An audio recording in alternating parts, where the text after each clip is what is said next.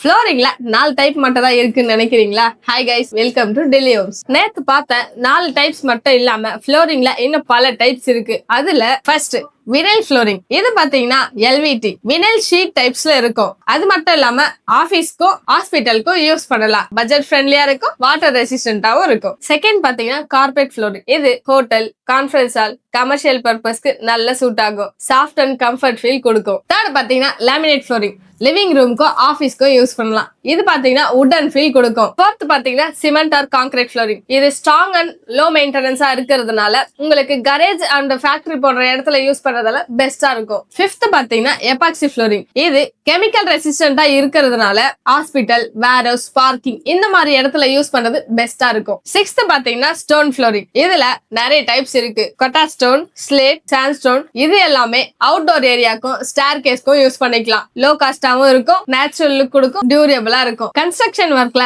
என்ன டவுட் இருந்தாலும் கமெண்ட்ல கேளுங்க, நான் உங்களுக்கு சொல்றேன். இந்த மாதிரி யூஸ்ஃபுல் டிப்ஸ் தெரிஞ்சுக்க நம்ம சேனலை சப்ஸ்கிரைப் பண்ணிக்கோங்க.